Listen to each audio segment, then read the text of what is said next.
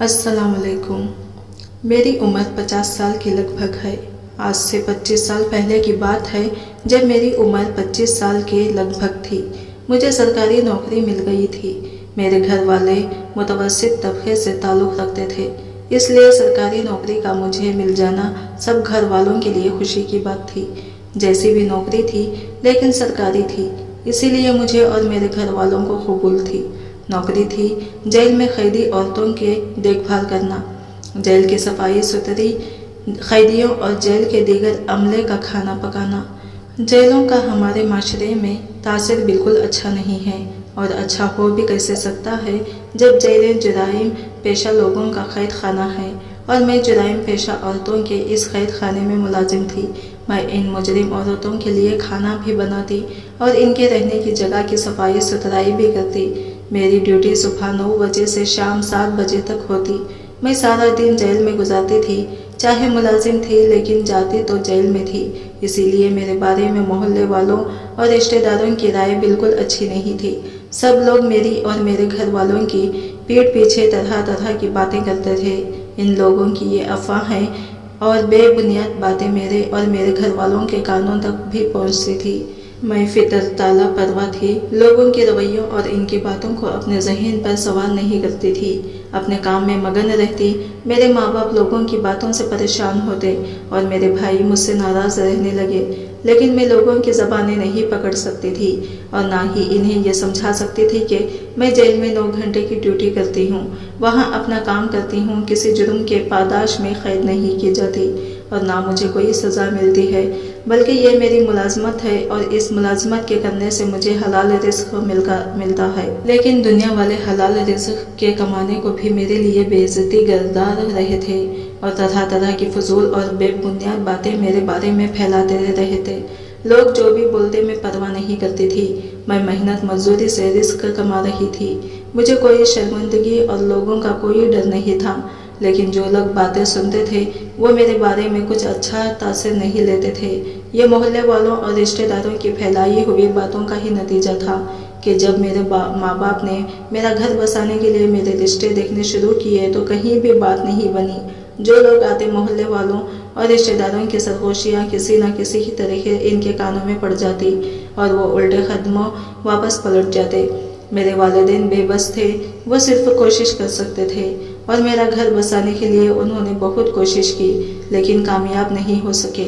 मेरी उम्र भी निकलती जा रही थी, कहीं रिश्ते की बात भी नहीं बन रही थी और मेरी शादी ना होने के बाद लोगों को बातें करने का मज़ीद मौका मिल रहा था। सब लोग इस मौके से फ़ायदा उठा रहे थे। वैसे तो मैं लोगों की टेंशन नहीं लेती थी, खुश और मुतमईन रहती थी, लेकिन हर लड़की की तरह मेरे भी कुछ अरमान थे। घर बसाने का ख्वाब था जो पूरा होता नज़र नहीं आ रहा था। इस बात ने मुझे भी परेशानी मुब्तला कर दिया। माँ बाप तो जब से मेरी मुलाजमत हुई थी तब से परेशानी का शिकार थे। अब मुझे भी टेंशन होने लगी थी। कैसे लोग थे जो एक मेहनत करने वाली, अपने और अपने घर वालों के लिए हलाल रिज़्क कमाने वाली एक लड़की से बिला वजह दुश्मनी कर रहे थे और अपनी बातों से इसकी सारी ज़िंदगी बर्बाद कर रहे थे। लोग अपने घर से ज़रूरतमंदों को खाने के लिए नहीं देते, लेकिन जो खुद कमा रहा हो उसको देखकर बर्दाश्त भी नहीं करते। बहुत अजीब लोग हैं, मैं सोचती और रो पड़ती, लेकिन लोगों की ज़बानें बंद करना मेरे बस में नहीं था। अगर लोगों की ज़बानें बंद हो भी जाती तब भी मेरी ज़िंदगी तो ऐसे ही रहती कि जितनी बातें मेरे बारे में मशहूर हो चुकी थी वो अब जल्दी लोगों को भूलने वाली नहीं थी। 1-2 साल परेशानी में गुजारने के बाद मैंने अपनी किस्मत से समझौता कर लिया और पहले की तरह ही लापरवाही से जीने लगी। लेकिन मेरे माँ बाप इस टेंशन से ना निकल सके और मेरा घर ना बसने की परेशानी से पहले मेरे अब्बा और फिर मेरी 3 महीने के वक्फे से मेरी अम्मा भी इंतकाल कर गई। मेरा सदमा सा बुरा हाल था। घर में वालिदैन के अलावा मेरा कोई साथ देने वाला नहीं था और इस भरी दुनिया में तो मैं वैसे ही अकेली थी। 2 बड़े भाई थे और अपनी बीवी बच्चे वाले थे, अपनी ज़िंदगी जी रहे थे। माँ बाप के इंतकाल के बाद वो भी आंखें फेरने लगे और दबे लफ्ज़ों में मुझे कभी मुलाजमत छोड़ने का कहते और कभी लोगों की बातें करके एहसास दिलाते कि मैं ये गलत काम कर रही हूँ, मुझे ये काम छोड़ देना चाहिए। मेरी भाभियाँ भी अब हर वक्त मुझे ये बताती कि कैसे मेरे काम पर चले जाने के बाद मोहल्ले की औरतें मेरे भाइयों को ताने देती हैं کہ کیسے بے شرم ہے جو جوان لڑکی کو ایسی جگہ پر کام کرنے کی اجازت دیتے ہیں۔ میں سمجھ تو سب جاتی کہ اب میرے بھائی میری ذمہ داری اپنے سر نہیں لینا چاہتے اور مجھ سے جان چھڑانا چاہتے ہیں، لیکن خاموش رہتی اور سب کی باتیں سن کر بھی صرف سر جھکائے رکھتی۔ آخر یہ خاموشی بھی کب تک فائدہ دیتی۔ ایک دن انہوں نے دو ٹوک انداز میں مجھ سے صاف بات اور کہا کہ میں یا تو اپنی ملازمت باقی رکھوں یا پھر اپنے بھائیوں کو، اگر مجھے اپنے بھائیوں کے ساتھ اپنے ماں باپ کے گھر میں رہنا ہے تو مجھے اپنی ملازمت چھوڑنی ہوگی۔ یہ میرے لیے پریشان کن صورتحال تھی۔ میں نے ساری رات جاگ کر خوب سوچ بچار کے رو کر دعائیں مانگی اور ایک فیصلہ کر کے مطمئن ہو گئی۔ اگلی صبح اٹھتے ہی اپنا سامان پیک کرنا شروع کر دیا۔ میں نے کپڑوں کا پیک تیار کیا اور چپ چاپ گھر سے نکل آئی۔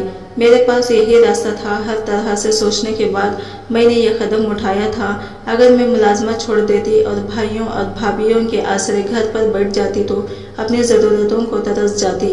جو بھائی اب لوگوں کی باتیں میں آ رہے تھے وہ بعد میں میرا بوجھ کہاں اٹھاتے، اور رہی یہ بات کہ وہ میرے لیے رشتہ ڈھونڈتے، میرا گھر بسانے کی کوشش کرتے، تو یہ میری غلط فہمی ہوتی۔ میرا گھر بسانے کی میرے باپ نے سر توڑ کر کوشش کی، لیکن شادی میرے نصیب میں ہی نہیں تھی۔ اب اگر میں ملازمت چھوڑتی تو باقی زندگی گھر میں پڑے ہوئے فالتو سامان کی طرح گزارتی، لوگوں کے ساتھ ساتھ بھابھیوں کی باتیں اور طعنے سنتی، محتاجی کی زندگی گزارتی۔ مجھے دوسرا راستہ مناسب لگا۔ میں نے وہی راستہ اختیار کیا، سامان باندھا اور خاموشی سے گھر سے نکل آئی۔ جیل کے سوا اور کوئی ٹھکانہ نہیں تھا۔ پہلے تو صرف میری ملازمت تھی، اب جیل ہی میرا گھر بھی بن گیا تھا۔ اپنی ڈیوٹی کر کے وہی قیدی عورتوں کے پاس آ جاتی، ان کی زندگی کی کہانیاں اور ان کے کردار اور ناکر و جرموں کی داستان سنتی، 5 وقت کی نماز پڑھتی، قیدی عورتوں کو تسلی دلاسا دیتی، اپنی زندگی گزارنے لگی۔ قیدی عورتوں کی بدحالی دیکھ کر مجھے اپنے حالات اور پریشانی اکثر بھول جاتی اور اپنی زندگی پر اللہ تعالیٰ کا شکر بجا لیتی۔ روٹی کپڑے کی ضروریات پوری کرنے کے لیے ہر مہینہ تنخواہ آ جاتی تھی اور سر چھپانے کے لیے جیل کی چھت موجود تھی۔ میرے دن ایسے ہی گزر رہے تھے کہ ایک دن جیل میں یہ قیدی عورت کو لایا گیا۔ معلوم نہیں کیا جرم تھا اس کا، لیکن وہ عورت تھی بہت بدحال، شاید نیم پاگل تھی، روتی چیختی چلاتی اور اپنے بال نوچتی، کچھ بڑبڑا رہی تھی۔ مجھے اس عورت پر بہت ترس آیا، معلوم نہیں کن حالت کی ماری ہوئی ایسے حال کو پہنچی تھی۔ مجھے تجسس بھی ہوا۔ اس وقت تو میرا صفائی کرنے کا وقت تھا، اسی لیے میں فوراً اس عورت کے پاس نہیں جا سکی اور اپنی ڈیوٹی کرنے لگی۔ اس کے بعد جب رات کے کھانے کا وقت ہوا، میں نے سب قیدی عورتوں کے لیے کھانا تیار کیا، اپنا کھانا بھی ساتھ ہی رکھا اور لے کر ان کے پاس آ گئی۔ جب اس عورت کے لیے کھانا لے کر میں اس کے پاس گئی تو اس عورت نے ایک عجیب حرکت کی۔ پہلے تو اس نے مجھے غور سے دیکھا، اس کے بعد معلوم نہیں اسے کیا ہوا کہ اس نے میرے ہاتھ سے کھانے کی پلیٹ لے کر الٹ دی اور میرے منہ پر تھوک دیا۔ یہ بڑا ذلت آمیز سلوک تھا۔ مجھے توہین کے احساس کے ساتھ ہی ساتھ شدید غصہ بھی آیا۔ اس سے پہلے کہ میں پلٹ کر اس پر وار کرتی، اسے جواب میں تھپڑ مارتی، وہ زور زور سے چلانے لگی۔ وہ میری طرف انگلی اٹھا کر یہی بات لگاتار دہرائی جا رہی تھی کہ تم نے اچھا نہیں کیا اپنی بیٹی کے ساتھ۔ چند لمحے پہلے مجھے اس عورت پر جو غصہ آیا تھا وہ اب حیرت میں بدل گیا۔ میری تو شادی ہی نہیں ہوئی تھی تو پھر بیٹی کہاں سے آتی؟ یہ عورت یہ نیم پاگل نہیں تھی بلکہ ساری کی ساری ہی پاگل تھی۔ اسے مکمل پاگل سمجھ کر اس کے منہ پر تھوکنے والی حرکت کو میں نے نظر انداز کر دیا اور دوسری طرف بیٹھ کر اپنا کھانا کھانے لگی۔ وہ پہلا دن تھا، اسی لیے میں نے زیادہ دھیان نہیں دیا اور رات سکون کی نیند سو گئی۔ دوسرے دن جب صبح ناشتے کے وقت میں باقی سب عورتوں کی طرح ہی اس پاگل عورت کے لیے بھی ناشتہ لے کر گئی تو اس نے پھر یہی کیا۔ پہلے تو مجھے گھورتی رہی، پھر میرے ہاتھ سے کھانا پکڑ لیا۔ مجھے اس کے پکڑنے کے انداز سے ایسا لگا جیسے وہ کھانا پھر سے فرش پر پھینکنے دے گی، لیکن اس نے ایسا نہیں کیا، کھانا نیچے نہیں گرایا۔ شاید اسے شدید بھوک لگی تھی، لیکن دوسری حرکت اس نے رات والی ہی دہرائی۔ میرے منہ پر اس نے تھوک دیا اور چلاتے ہوئے کہنے لگی، تم نے اچھا نہیں کیا اپنی بیٹی کے ساتھ۔ مجھے رات سے زیادہ غصہ آیا، دل چاہا سلاخوں سے بازو اندر کر کے اس عورت کا گلا دبا دوں، لیکن وہ کھانا لے کر سلاخوں سے پیچھے ہٹ چکی تھی۔ عجیب عورت تھی، اس کو اولاد کے ساتھ برا کرنے کے طعنے دے رہے تھے، جس کی زندگی میں شادی ہی نہیں ہوئی تھی۔ وہ سارا دن میرا عجیب سی پریشانی میں اس عورت کے رویے اور اس کی باتوں کو سوچتے ہوئے گزارا۔ رات میں جب قیدی عورتوں کو کھانا دینے کا وقت آیا تب بھی اس عورت نے یہی کیا۔ اب تو میرا غصہ بھی حیرت اور پریشانی میں ڈھل گیا۔ میں نے دن بھر وقفے وقفے سے اس عورت پر نظر رکھی تھی۔ وہ نیم پاگل تو تھی ہی، بڑاتی رہی، اپنے بال نوچتی، کبھی سینہ پیٹتی، لیکن جو میرے ساتھ کر رہی تھی وہ کسی دوسری قیدی عورتوں کے ساتھ نہیں کرتی تھی۔ معلوم نہیں اس کی کیا کہانی تھی، یہ ایسا کیوں سمجھ رہی تھی کہ میں اس دنیا کا کوئی برا کردار ہوں، حالانکہ میں تو خود اس دنیا کی اور اپنوں کی ستائی ہوئی تھی اور ایک بے گناہ اور آزاد شہری ہوتے ہوئے بھی جیل کی زندگی گزار رہی تھی۔ میرے اندر اس عورت کی کہانی جاننے کا تجسس ابھرا، لیکن یہ دوسری قیدی عورتوں کی طرح تو نہیں تھی کہ میرے ساتھ اپنے دکھ سکھ کہہ دی۔ یہ تو مجھے دیکھتے ہی اپنا رویہ نفرت سے بھر لیتی تھی۔ پھر مجھے پتا کیسے چلتا کہ یہ نیم پاگل کیسے اور کیوں ہوئی، اور یہ مجھے کس بیٹے کا گنہگار کیوں سمجھتی تھی۔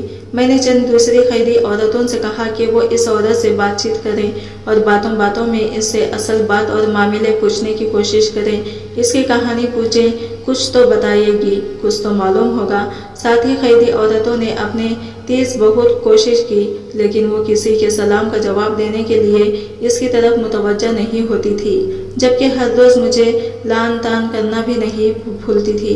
پھر یہ کس قیدی عورت کاغذ اور قلم مانگا جو اس جیلر نے مہیا کر دیا۔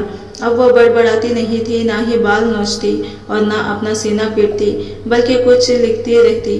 میرے ساتھ وہ صبح شام یہی کرتی تھی، میرے چہرے پر تھوکتی اور کہتی تو نے اپنی بیٹی کے ساتھ اچھا نہیں کیا۔ ایک دن تو حد ہی ہو گئی، جب میں اسے کھانا دینے گئی تو اس نے جیل کے سلاخوں سے باہر نکال کر میرا گریبان پکڑ لیا اور چلانے لگی، تو نے اپنی بیٹی کے ساتھ اچھا نہیں کیا، تو جہنم میں جلے گی، اور گالیاں دینے لگی۔ میں نے خود کو بڑی مشکل سے اس سے چھڑوایا۔ یہ تو حد ہی تھی، میں ایسے ہی کیسے جہنم میں جل سکتی تھی۔ عجیب عورت تھی۔ میں نے اس پردہ حرف بھیجا اور اپنا کام کرنے لگی۔ اس دن کے بعد سے میری کوشش یہی ہوتی کہ میں اس عورت کے سامنے نہ جاؤں۔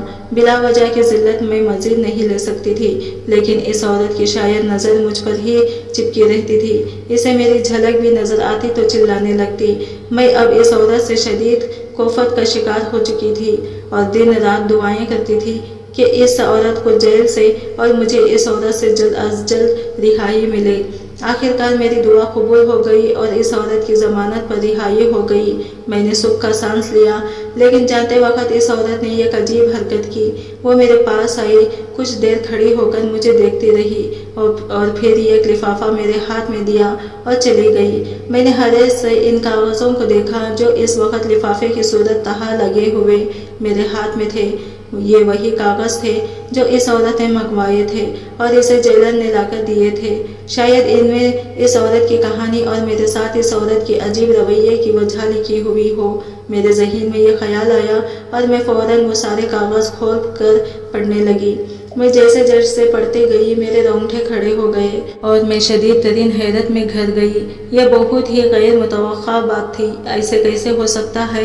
یہ تو ممکن ہی نہیں ہے۔ میں بار بار یہی الفاظ دہراتی تھی، لیکن پھر اچانک میرے ذہن میں میری اپنی زندگی گردش کرنے لگی اور اپنی زندگی کا خیال آتے ہی میں نے یہ تسلیم کر لیا کہ ہاں واقعی یہ بات درست ہے اور ایسا ہی ہوتا ہے۔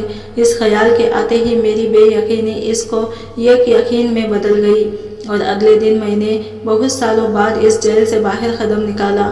باہر کی دنیا دیکھی، سورج دیکھا اور چلتے پھرتے ان لوگوں کو دیکھا جو اکثر لوگوں کو خود مجرم بنا کر جیل کی سلاخوں کی قید کاٹنے پر مجبور کر دیتے ہیں۔ وہ لفافہ میرے ہاتھ میں تھا جو اس قیدی عورت نے مجھے دیا تھا۔ میں نے اس پر لکھا ایڈریس اچھے سے نوٹ کیا، ایک رکشے والے کو پتہ دکھایا۔ اس رکشے والے نے مجھے 2 گھنٹے میں مجھے اس پتے پر پہنچا دیا۔ میں نے کرایہ دیا اور رکشے سے اتر کر گلی میں داخل ہو گئی۔ اس گلی میں گنتی میں 3 ہی مکان تھے اور تینوں کافی خستہ حالت میں تھے۔ مجھے مکان نمبر 2 میں جانا تھا۔ मैं दरवाजे के सामने खड़ी हुई, दरवाजे को कुंडी बजाई और किसी भी जवाब का इंतजार किए बगैर अंदर दाखिल हो गई। सामने सहन में वही औरत एक बीमार लड़के के साथ मौजूद थी। मुझे देखते ही वो दौड़कर मेरे पास आई और मेरे गले लगकर फूट फूट कर रोने लगी। मैंने इसके कमर सहलाई, इसे हौसला दिया, तसल्ली दी और कहा कि सब ठीक हो जाएगा। मेरी तसल्ली देने से वो काफ़ी पर उम्मीद हो गई थी। मैं वही सहन में रखी चारपाई पर बैठ गई। वो औरत मेरे लिए चाय बनाने चली गई और मैं इस बीमार लड़के से हाल चाल पूछने लगी। वो लड़का और इस औरत का बेटा था और एक टांग से माजूर था। इससे बातों के दौरान मुझे पता चला कि जब वो औरत जेल में थी तब ये लड़का सबसे ज़्यादा बेअसरा था। माजूर होने के बाद वो अपने कामकाज भी ठीक से नहीं कर पाता था। वो औरत मेरे लिए चाय लेकर आई। मैंने चाय पी, फिर इस माजूर औरत से लिफाफे में लिखी हुई बात के बारे में तफसील जानने लगी। बात जान लेने के बाद मैंने इसे अपने साथ लिया और थाने आ गई। वो भी मेरी तरह माशरे की सताई हुई एक मजलूम औरत थी, इसीलिए मैंने इसकी मदद करने के बारे में सोचा और इसके साथ चल पड़ी। मेरी 25 साल नौकरी थी और इस नौकरी में भी अच्छा रिकॉर्ड था। मुझे यकीन था कि इस औरत के मुतालिक मेरी सिफारिश ज़रूर सुनी जाएगी। मेरा यकीन बिल्कुल दुरुस्त था। जब मैंने थानेदार से बात की तो इसने वाकई में मुकम्मल बात तवज्जो से सुनी। वो औरत केस नहीं करवाना चाहती थी। एक तो वो केस का खर्चा नहीं दे सकती थी, दूसरा केस पर लटक जाता और इस औरत के लिए ही मुश्किल पैदा होती। इसने थानेदार से दरख्वास्त की कि बहुत बेहतर होगा अगर मामले बाहर से ही निपटा दिया जाए। थानेदार भला आदमी था, इसने ये दरख्वास्त भी कबूल कर ली। वो औरत मुझे इस थानेदार को दुआएं देते हुए चली गई। अगले 2-3 दिन तक थानेदार इस मामले में पड़ा रहा। इस गरीब औरत की तो सुनी नहीं जाती थी, लेकिन पुलिस को देखकर लोगों की अकल ठिकाने आ जाती थी और वो हर बात मानने पर भी मजबूर हो जाते थे। इसीलिए इस औरत का वो मसला जिसकी वजह से इसे अपने माजूर बेटे को बेआसरा छोड़कर जेल भी भुगतना पड़ी और वो नीम पागल भी हो गई थी और वो 1 हफ्ते में ही हल हो गया। इस दिन वो औरत बहुत खुश थी। वो अपने माजूर बेटे के साथ मेरा और थानेदार का शुक्रिया अदा करने आई थी और थानेदार ने इसे फाइल से निकाल कर चंद कागजात भी दिए थे। ये इस औरत के मकान की रजिस्ट्री थी जो इसके और इसके बेटे के नाम लग चुका था। वो औरत बहुत खुश हुई और खुशी के मारे इसकी आंखों से आंसू निकलने लगे। वापस जाते हुए वो मेरे गले से लगी और जेल में रवा रखने वाले अपने रवैये की मुझसे माफ़ी मांगने लगी। वो एक 30 साल औरत थी और आज से 5 साल पहले जब इसकी उम्र 25 साल और मेरी तकरीबन 45 साल थी, तब भी यह औरत जेल में आई थी। मुझे अपने भाइयों का घर छोड़े हुए 1 साल का अरसा ही गुजरा था। ये नीम पागल तो नहीं थी, लेकिन परेशान और अफसर बहुत थी। हर वक्त रोती रहती। मुझे इस पर बहुत तरस आता था। मैं अपने फारिग वक्त में इसके पास चली जाती, इसकी दिलजोई करती और इसे हौसला देती। इसकी शादी अभी सिर्फ 2 साल का अरसा गुजारा था। इसका 1 साल का एक बेटा भी था जिसे इसके शौहर ने इसके साथ जेल में नहीं रहने दिया था। खैदी माओ ने अपने साथ जेल में रखने की इजाज़त होती है, लेकिन इसका शौहर बच्चे को इससे मिलने भी नहीं देता था। यह अपने बेटे की याद में दिन रात तड़पती थी। तब मुझसे इसकी हालत देखी नहीं जाती थी। शदीद रंज होता था, इसीलिए इसकी मदद करने का सोचा और इससे सारी कहानी पूछी कि वो जेल में क्यों थी, इसका जुर्म क्या था। तब इस औरत ने बताया कि इसकी शादी 2 साल पहले हुई थी। इसका शौहर और ससुराल वाले बिल्कुल भी अच्छे नहीं थे। दिन रात काम करवाते, बेइज्जती करते और इसकी सास और इसका शौहर मारते पीटते थे। वो कभी मुकाबले करके अपना बचाव करती, कभी चुपचाप मार खाती रहती। इसकी सास झूठी सच्ची बातें खुद से बना कर इसके शौहर को बताती और दोनों मियाँ बीवी झगड़े पैदा करती। यह औरत दिन रात इसे बद्दुआएं देती थी। इसी की वजह से इसकी ज़िंदगी जहन्नम बन चुकी थी। एक दिन ऐसा हुआ कि इस औरत की सास सीढ़ियों से गिर गई और शदीद जख्मी हो गई। इसे चोटें बहुत सख्त आई थी। सर पर बड़ी गहरी चोट लगी थी। 2 हफ्ते तक हॉस्पिटल में रहने के बाद वो मर गई। इस औरत ने शुक्र अदा किया कि अब कोई इसका शौहर को इससे मुंतकिल नहीं करेगा, इसकी ज़िंदगी आराम से गुजरेगी। लेकिन इसकी गलतफहमी थी। इसकी सास ने अपने बेटे के कानों में बहुत ज़्यादा जहर भर दिया था, इसीलिए इसके दिमाग में नफरत ही नफरत थी। इसने माँ की तदफीन के बाद इल्ज़ाम लगाना शुरू कर दिया कि इस औरत ने इसकी माँ को कत्ल किया है और इस पर पर्चा कटवा कर इसे जेल करवा दी। औरत के वालिदैन की वफ़ात हुई थी। बहन भाई कोई नहीं था। ये अपने वालिदैन की इकलौती लड़की थी। बात और पर्चा झूठा था। इस औरत के साथ सीढ़ियों से गर्मी में थी। मैंने इसकी मदद करने का सोचा। पहले कोशिश करके झूठा पर्चा खारिज करवाया। फिर इस औरत के शौहर को समझाया कि अकेली बेअसरा और बेगुनाह औरत के साथ ऐसा सलूक करते हुए अल्लाह से डरे। वो 2-4 बार समझ जाने के बाद मान गया, पर्चा वापस लिया और इस औरत को जेल से निकलवा कर अपने साथ घर ले गया। वो औरत इस शख्स के साथ जाना नहीं चाहती थी। वो एक जालिम इंसान था, लेकिन मैंने समझाया दर बदर कहाँ धक्के खाओगी। वो समझ गया और तुम्हारा मसला हल हो गया है और तुम्हारे शौहर के कान भरने वाला भी अब कोई नहीं है। इसीलिए तुम जिद नहीं करो और अपना घर बसाए रखो। नहीं बसाओगी तो तुम्हारा बच्चा रल जाएगा। मैं तुम्हें अपनी बेटी ही समझती हूँ, तुम्हारा भला चाहती हूँ, इसीलिए तुम्हें अच्छा मशवरा दे रही हूँ। इसने मेरी बात मान ली और अपने शौहर के साथ चली गई। लेकिन इसका शौहर फितर ताबार आदमी था।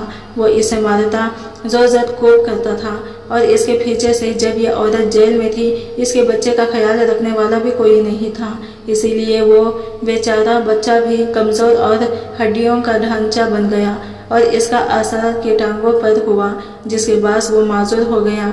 डॉक्टरों के मुताबिक इलाज तो मुमकिन था, लेकिन पैसा कहाँ से आता। इस औरत के पास एक मकान था जो इसके माँ बाप के वारिसात में से इसे मिला था। इसने सोचा मकान बेचकर बेटे का इलाज करवा लूँ ताकि बच्चा ताअमद माजूर ना रहे।